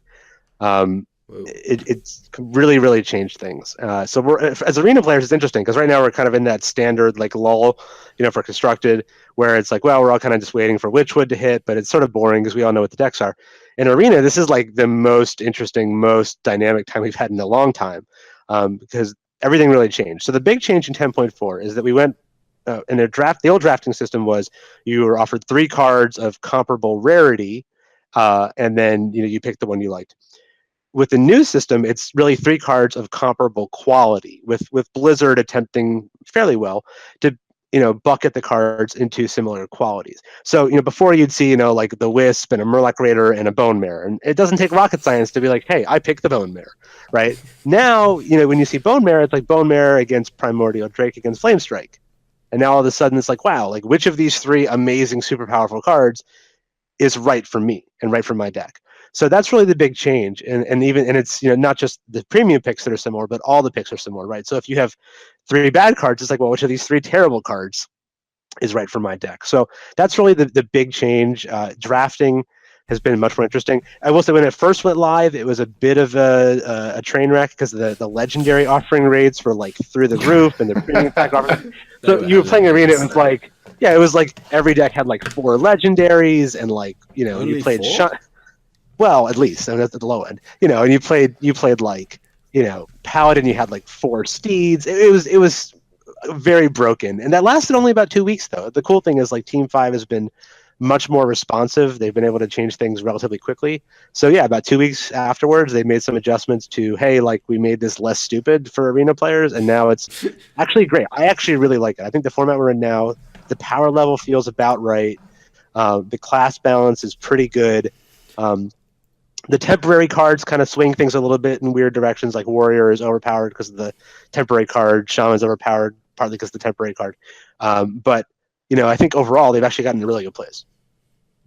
Very cool. So a lot of people that I've talked to have played Arena because Arena was one of the get free Arena tickets for different events. You get free Arena tickets when you first start the game. So people have gone in there. But after you play a couple of times, you realize that there's definitely a level between the people that are just playing Arena because they've gotten some free Arena tickets and people that really take it seriously, like yourself, for example. And they get very intimidated when they start drafting and they're I don't really know what to pick here. I guess this card is good. So what advice could you give to people who are not experienced with Arena that are okay, this sounds kind of fun. It's something I might want to try now that they've changed a lot of things? Yeah, the funny thing is I think it may have gotten actually a little trickier for those people because in the past, you'd go through a draft and you could just say, hey, use a tier list, right? Bring up Hearth Arena, bring up Lightforge, and then check the numbers and pick the card with the highest number, right? And for the most part, you go through a draft and out of your 30 picks, 25 of them would be obvious, right? Now that's not really the case. Now you're often getting 3 cards of very comparable quality, so you have to think through it more. What I'd say, and this was the same advice that Shady Bunny, who's probably my favorite Arena streamer and one of the best Arena players, wrote, is that if you're a new player, one of the best things you can do is just get curve, right? Like make sure you're getting good curve minions. And that doesn't mean like just getting 2-cost cards or 3-cost cards. It's like getting a card that's a 2/3 or a 3/2 to play on 2.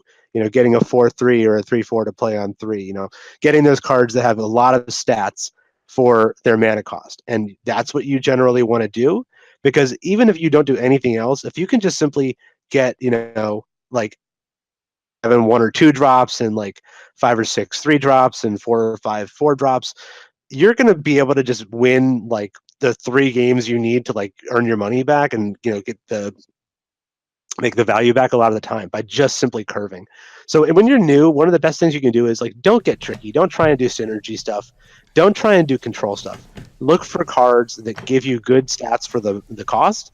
Take those cards and, just try really hard to be able to play something on curve and, trade in a way where you are generally making the board better every turn.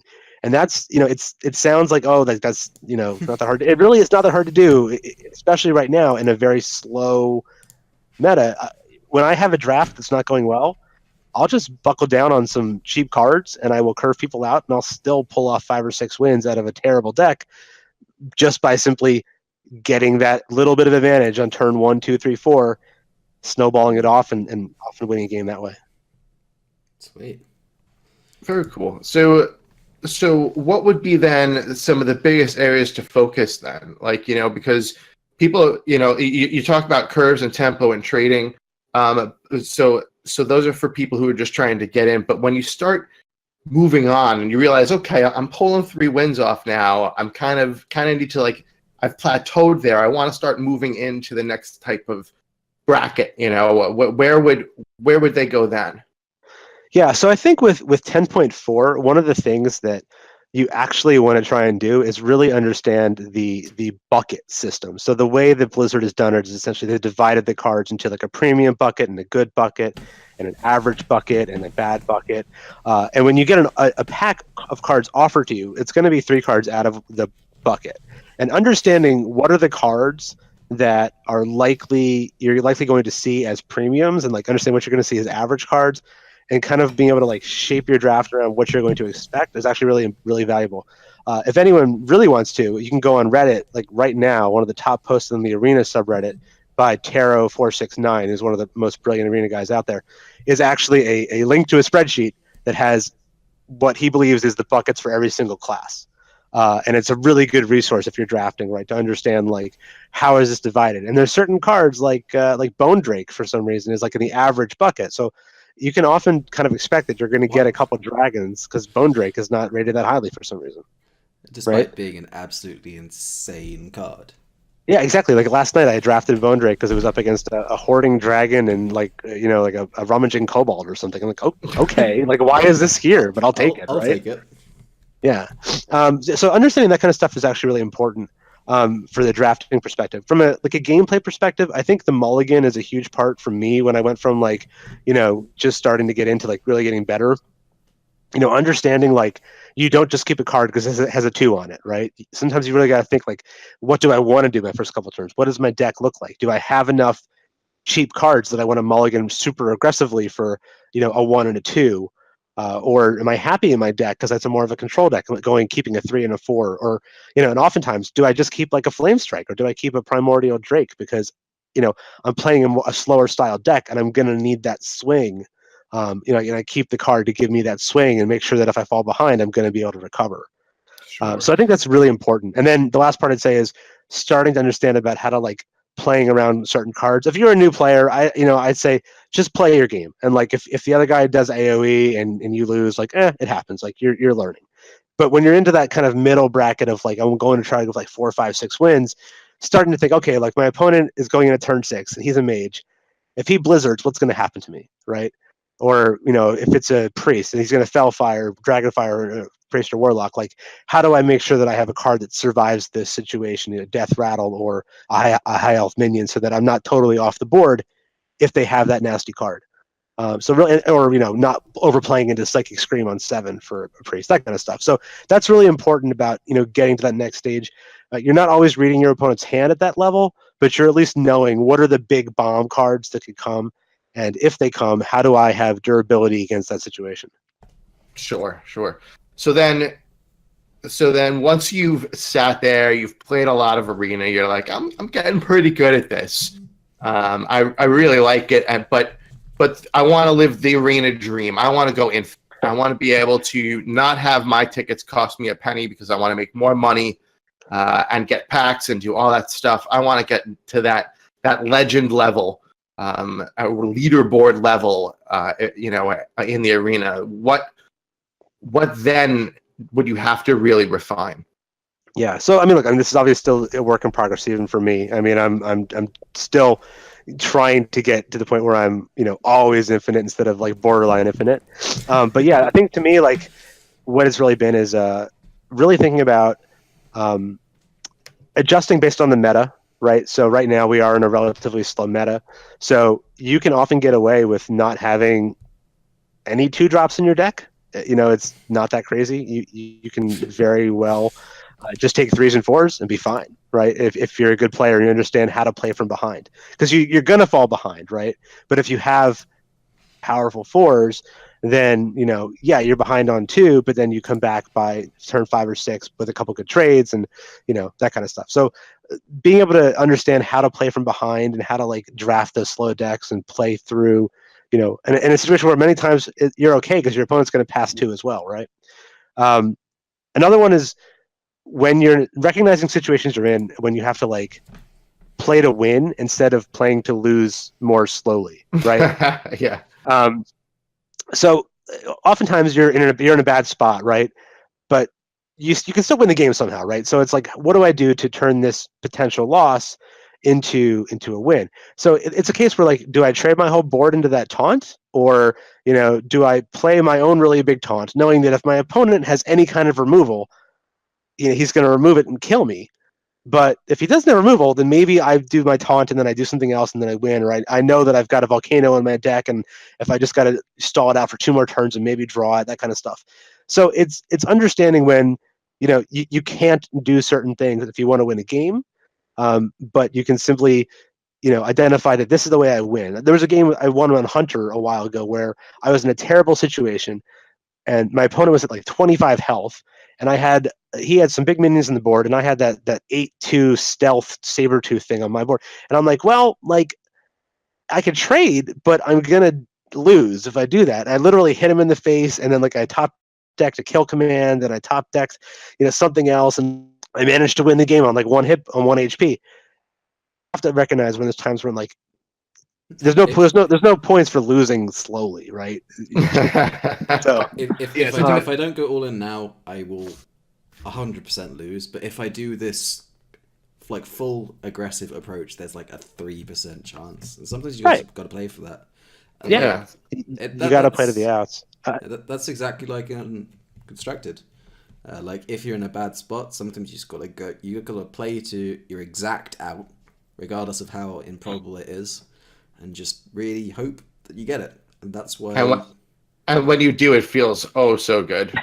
It does feel great. Yeah, and the reality is with Arena, a lot of times, it's not like Constructed. Your opponent's not always going to have the answer in their hand, right? Constructed, a lot of times, you just know they've got like the second Flame Strike or whatever it is, and it's fine, right? I mean, it is the nature of Constructed. In Arena, sometimes they're out of removal, right? And now all of a sudden, like you play that Sleepy Dragon, they're like, well, crap, what am I going to do now? Because now I have to throw my board into it, and then you pick up a Maelstrom Portal, clear their board off, and like, wow, all of a sudden I'm back in the game. Another thing I would say for me, like this month in particular, when I've had my best run yet, doing like kind of co-ops. So I've become pretty good buddies with another really good Arena player. You'll see him on the leaderboards is Master Ben Obi. But he and I have been doing a lot of like co-oping and chatting and helping each other with drafts and stuff. And I think it's helped me quite a bit, just having him spectate me sometimes, or I'll spectate him. And it's been great. So I think, when you're at that level, like finding another really good player to spend some time with, and like, 2 minds are better than 1. You'll see things that the other one won't see, and or they'll just help you make that draft pick. You're like, look, you need a 3 here. You can't take the volcano sword. You need a curve 3. That kind of stuff. You can't take the 4th volcano sword. Sure. So what TheCheat was trying to say is that he's Squirrel. I'll be happy to give you his battle tag. No, I'm just kidding. I'm just kidding. Hey, I do love helping people, so it's not a big deal. Yeah. No, absolutely. The Cheat has joined our Discord, and so he'll be hanging around there. So if you do have arena questions, definitely join our Discord because it's a good place to find him. It's a good place to find EK Designer because he is always there, and the rest of us are usually hanging around as well. So one last thing I wanted to ask you, the Cheat. Besides, obviously, everyone, that's kind of serious in this mode, kind of has Hearthstone deck tracker. But besides that, are there any other arena-specific tools that you'd recommend for people to get? For me, so I just run deck tracker. A lot of people will use like some of the drafting add-ons and stuff like that. To be honest, right now with the way that drafting has changed, I think you'd be better off just not doing that. Like maybe go check tier scores if you're really not sure what's going on. But I mean, most of the cards you're going to see are comparable in value. There are some weird things like that Bone Drake thing where go check that because that's weird. But yeah, I'd say in general, like that's the main thing for me. I just use deck tracker. But even, I play on mobile sometimes and with no deck tracker and it works too. So, but I would say if you're really serious about it, do track your own stats too. Like keep notes on your runs. The first month that I did make Leaderboard, I kept very meticulous notes and really looked at stuff. And I went back and I rewatched some of my losses and that kind of stuff. So, I think it is really valuable to go use those tools if you want to get good at Arena. Keep your own stats. Know what classes you're doing well with. Know what classes you're struggling with. Sometimes, you'll have a glaring hole. Like right now, honestly, Shaman is one of the top-rated classes, and I am not playing well with it at all. I've really struggled with it. And now that I've finished my Leaderboard runs for the month, I'm going to play some more Shaman and try and figure it out because I haven't quite got the trick of how this Shaman works. I think it's just you draft like 800 million Jades, but I'm not getting them offered. Yeah, that was... that sounded like our Dungeon Run tournament. That was a run I encountered yesterday. I was playing some Arena with my housemate, and his opponent was a Shaman who had got 5/5 Jades by turn 8. Yeah. I had so during the brief period of Arena Insanity, I had an 8 Jade Arena deck. I had 4 Lightnings, 3 Claws, and a Chieftain. So, yeah, it was. I think I still only won like 7 or 8 games with that deck, which is again speaks to my struggles with Shaman. But yeah, it's pretty nuts. Well, thank you so much, TheCheat, for joining us for this awesome segment. Yeah, my pleasure.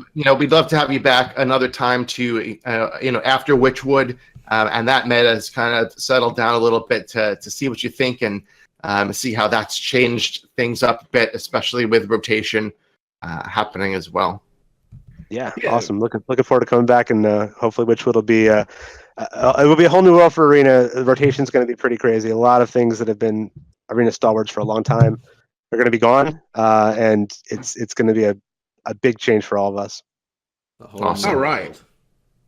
All right, awesome, very cool, and thank you so much, TheCheat, for being our guest this week. That is going to conclude this episode 50 of Around the Hearth. As always, we ask you if you'd like to follow us or support us in any way. You can email the show, follow us on Twitter, Twitter or Facebook. Twitch and Twitch Prime subs are always welcome. If you really want to go that extra mile, you can. Just consider becoming a Patreon. We have some really cool rewards for that. And newly added, you can now check us out on YouTube. Make sure you click that subscribe button and the bell next to it so you're notified every time there's a new episode. And with that, for Evil Squirrel, Robobson, and TheCheat, this is DES. I am signing out. We will see you next week for more Witchwood. Have a good night, everybody.